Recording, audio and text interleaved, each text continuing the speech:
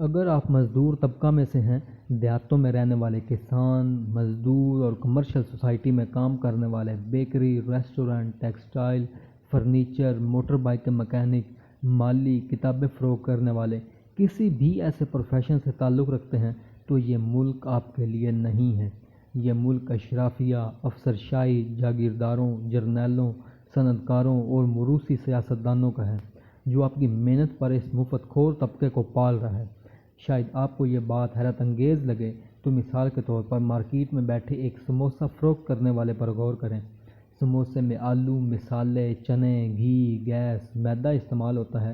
سموسہ بنانے والا ان چیزوں کی خریداری کہیں سے تو کرے گا، تو سب کو فائدہ ہوگا۔ ان پیسوں سے وہ اپنی ضروریات زندگی خریدے گا تو مارکیٹ چلے گی۔ سال بہ سال بننے والے نئے ادارے اور ان کا بڑھنے والا اخراجات، فیول ایکسپینسز، عملے کی تنخواہیں، گاڑیاں، ڈپارٹمنٹس کی مینٹیننس، افسروں کو ملنے والے گھر، ملازمین کی فوج، ان سب کی عیاشیاں آپ کا خون نچوڑ کر پوری کی جا رہی ہیں۔ اگر میں سیکورٹی اداروں کی بات کروں، بظاہر ٹریفک سگنلز پر کھڑے یہ لوگ آپ کی حفاظت کے لیے ہیں، لیکن ایسا ہرگز نہیں ہے۔ آفیسرز ان کو ٹاسک دیتے ہیں کہ آج اتنے چالان کرنے ہیں اور اتنا روپیہ گورنمنٹ کے اکاؤنٹ میں جانا چاہیے۔ موٹر سائیکل پر سفر کرنے والے طالب علم ہوں یا مزدور، رکشہ پر سیلنگ پوائنٹس پر سامان پہنچانے والے، کوئی بھی ان کی گرفت سے باہر نہیں۔ کبھی ٹریفک وائلنس رولز کے نام پر چالان کرتے ہیں، کبھی ڈرائیونگ لائسنس، کبھی بائک کے پیپر۔ آپ امیجن کریں کہ اگر ایک مزدور کا 2000 کا چالان ہو جائے، وجہ ہیلمٹ ہو، شاید اس کے بچے فیس کی وجہ سے اسکول تعلیم حاصل نہ بھی کر پا رہے ہوں، لیکن مفت خوروں کو پالنے کے لیے جرمانہ تو ادا کرنا ہی ہوگا۔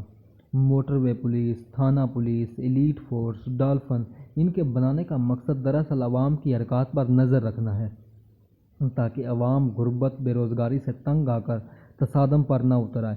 آپ سوچئے ان اداروں کے بننے سے چوری، قتل، ڈاکہ، منشیات، اسلحہ کی نمائش میں کیا کمی آئی ہے؟ ٹریفک پولیس مزدور اور تاجر طبقے کو اس طرح لوٹتی ہے جس طرح پرانے جاگیرداری نظام میں جاگیردار اپنی زمینوں سے گزرنے کے لیے راہداری ٹیکس وصول کرتا تھا۔ تو آپ کا جواب ہوگا ہرگز نہیں۔ یہ نہ صرف ان واقعات کو بڑھاوا ملا ہے، بلکہ کرپشن اور سفارشی کلچر کو پیدا کیا ہے۔ آپ تھانے میں جائیں، رشوت کے بغیر آپ ایف آئی آر درج نہیں کروا سکتے۔ اگر آپ کا سیاستدان سے تعلق ہے تو نہ صرف آپ ایف آئی آر خارج کروا سکتے ہیں، بلکہ تھانے میں بند ملزم کو رہا بھی کروا سکتے ہیں۔ بات کرتے ہیں ورکنگ کلاس کے استحصال کی۔ آپ اپنی ضرورت کی کوئی بھی چیز خریدتے ہیں، چاہے پیٹرولیم مصنوعات، گھی، چینی، کپڑا، دال، گوشت، کتاب، سب چیزوں پر گورنمنٹ آپ سے ٹیکس وصول کرتی ہے۔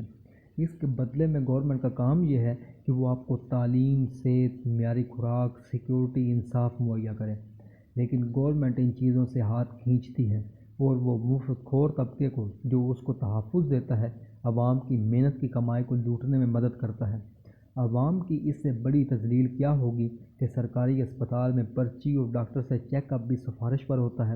وہ دوائی لکھتا ہے کہ وہ اسپتال سے باہر میڈیکل سٹور ہے، آپ اپنے پیسوں کی وہاں سے دوائی لے سکتے ہیں۔ چونکہ میڈیکل سٹور پر میرا کمیشن لگا ہوا ہے، اگر آپ کو اچھا چیک اپ کروانا ہے تو میرے کلینک پر تشریف لائیے۔ وہ وقت آ چکا ہے کہ ہم دولت پیدا کرنے والوں اور مفت خوروں کے درمیان واضح فرق کو سمجھیں۔ گورنمنٹ اداروں میں کام کرنے والے ملازمین کتنا کام کرتے ہیں؟ 2-4 گھنٹے ڈیوٹی بھی کیا، ایک جگہ سے اٹھنا، دوسری جگہ بیٹھ جانا۔ پولیس والوں کے نکلے ہوئے بڑے بڑے پیٹ مزدور کو یہ یقین دہانی کرواتے ہیں کہ ناکوں اور ٹریفک سگنلز پر گزرنے کے لیے 200-400 چائے پانی تو دینا ہی ہوگا۔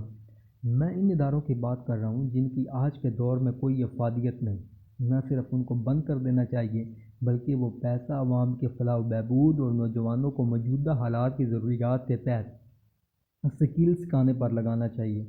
آرٹیفیشل انٹیلیجنس جو تبدیلیاں لا رہا ہے، سرمایہ داری نظام اور ملٹی نیشنل کمپنیاں جس راہ پر گامزن ہیں، اس سے ہم مانگ کرنا چاہیے تاکہ ہمارے قابل نوجوان غربت اور بے روزگاری سے تنگ آ کر بیرون ملک، یعنی دوسرے ممالک کی اکانومی میں ورکر بننے کی بجائے اپنے ملک کی ترقی کے لیے کام کریں۔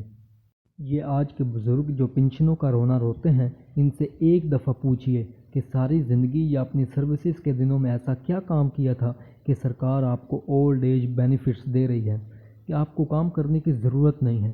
سرکار آپ کے بقا کا ذریعہ بنی ہوئی ہے تو آپ کو انتہائی مضحکہ خیز جواب سننے کو ملے گا۔ میں آپ کو کہانی سناتا ہوں۔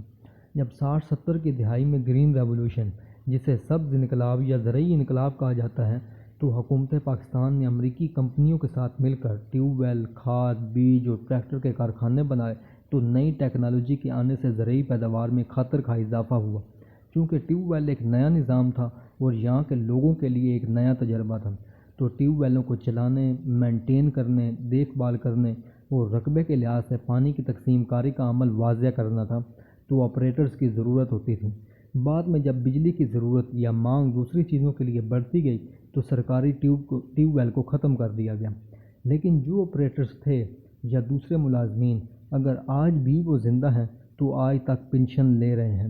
پنشن اور غیر ضروری ڈپارٹمنٹ نہ صرف اکانومی کے لیے بوجھ ہیں اور ہمارے نوجوان سکلز نہ ہونے کی وجہ سے مزدور طبقے میں تبدیل ہو رہے ہیں اور ان کا حق مفت خور طبقہ اپنی جیبوں میں ڈال رہا ہے، اور سکلز حاصل کرنے کی بجائے موبائل فون، بیجا نمائش، انسٹاگرام، فیس بک پر ریلز کی ایسی لت لگ چکی ہے اور ان کے مائنڈ سیٹ جو چیمپئنز کا مائنڈ سیٹ ہونا چاہیے اس کو پورنوگرافی نے تباہ کر دیا ہے۔ دراصل سرکاری نوکری ایک obsession ہے کیونکہ لوگ کام کرنا نہیں چاہتے۔ آدمی کی حیثیت اور قابلیت اس کے گورنمنٹ جاب رینک سے دیکھی جاتی ہے۔ کمپٹیٹیو ایگزام کا بوجھ سر پہ سوار ہے، اس میں کتنے ہی سال کیوں نہ ضائع ہو جائیں۔ کاروبار کرنے کو برا سمجھا جاتا ہے، وہ شخص ممبر اسمبلی بن جاتا ہے جو زیادہ سے زیادہ نوکریوں کا وعدہ کرے۔ لیکن یہ دیکھ کر خوشی ہوتی ہے کہ ہمارے نوجوانوں میں تاریخ کو پڑھنے کا رجحان ہے، سیاست اور حالات حاضرہ پر گہری نظر رکھتے ہیں تو سپورٹس اور ٹورزم، کلچر، میلوں اور سائنسی تقریبات کا انعقاد کرتے ہیں۔ اگر آج ہم ایک ادارے کا پوسٹ مارٹم کرنے بیٹھیں تو پوری ڈاکومنٹری بن سکتی ہے۔ نوجوانوں نے اپنا رول ماڈل عمران خان کو چنا تھا جو 2018 کے الیکشن میں بھاری اکثریت کے ساتھ کامیاب نہیں ہو سکے، جس کا نتیجہ 2022 میں نو کانفیڈنس ووٹ کے ذریعے انہیں ہٹا دیا گیا۔ اب ہوا یہ کہ انہوں نے اپنی قومی اسمبلی کی نشست سے استعفیٰ دے دیا اور پنجاب اسمبلی کو ڈیزالو کر دیا۔ عمران خان خود کرپشن فری کنٹری کا نعرہ لگا کر حکومت میں آئے تھے، لیکن افسوس ان کی پارٹی نے بھی کرپشن کا بازار گرم رکھا۔ لیکن خاص بات جو انہوں نے کی کہ آرمی کو سیاست میں مداخلت نہیں کرنی چاہیے۔ شاید وہ یہ بات بھول گئے کہ یہ ملک کی آرمی نہیں ہے بلکہ آرمی کا ملک ہے، جہاں وہ ریئل اسٹیٹ، کھاد، سیمنٹ، بینکس، پیٹرولیم مصنوعات، سگریٹ، شیمپو تک بناتے ہیں۔ اب خطرہ یہ پیدا ہو گیا ہے کہ ہمارے پاکستان کو DHA کالونی میں تبدیل نہ کر دیں اور مارکیٹ میں ان کی اشیاء کی منوپلی نہ بن جائے۔ اب آپ کو حیرت نہیں ہونی چاہیے کہ retired army officer DG anti corruption, IG Punjab police اور CPAC تک چیئرمین بن سکتا ہے۔ 9 مئی 2023 کو ایک پرامن احتجاج لاہور میں کور کمانڈر ہاؤس پر چڑھ دوڑا۔ دراصل یہ اظہار تھا جو آرمی نے ماضی میں مظالم ڈھائے۔ ایوب، یحییٰ، ضیاء الحق، مشرف، ان کی ڈکٹیٹرشپ نے پاکستان کو معاشی طور پر کتنا نقصان پہنچایا۔ ضیاء نے صحافیوں، لکھاریوں، اسٹوڈنٹس کو تک کو کوڑے مارے، آزادی اظہار رائے کو دبا دیا گیا۔ پہلے بلوچ لیڈر اور سوشل ایکٹیوسٹ کل اینڈ ڈمپ پالیسی کا اشکار کرتے رہے تھے، لیکن 9 مئی کے بعد پنجابیوں نے بھی دیکھا اس کے خلاف بات کرنا کتنا ہولناک ہو سکتا ہے۔ 12 جون 2024 کو جو بجٹ پیش ہوا اس میں گریڈ 1 سے 16 کے ملازمین کی تنخواہ میں 25% اضافہ کیا گیا، جبکہ ویٹ کرائسس ابھی سر پہ کھڑا ہے اور اس کے ذمہ داران کو کوئی پوچھنے والا ہی نہیں، جس نے پاکستان کا $1 ارب منو مٹی تلے دبا دیا۔ لیکن بزنس سائیکل کو کس طرح چلانا ہے، یعنی ان پر ٹیکس بڑھا دیا جائے کہ وہ لوگ کاروبار ہی نہ کریں۔ ہماری قدامت پرست سوسائٹی میں بزنس کو ویسے ہی اچھا گردانا نہیں جاتا۔ اب ہمیں فیصلہ کرنا ہے کہ ہمیں وہ ادارے چاہیے جن کی حالات حاضرہ میں زیادہ ضرورت ہے۔ سائنس، طب، آرٹیفیشل انٹیلیجنس، زراعت، معاشیات، بزنس ایڈمنسٹریشن، سیاحت کے لیے سازگار ماحول پیدا کرنا۔ جب تک ہماری ترجیح ہمارا نوجوان نہیں ہوگا جو مستقبل کا معمار ہے، جو اپنی صلاحیت کے بل بوتے پر اس سوسائٹی میں فٹ بیٹھ سکے، تب تک ہم ترقی کرنے کا سوچ بھی نہیں سکتے۔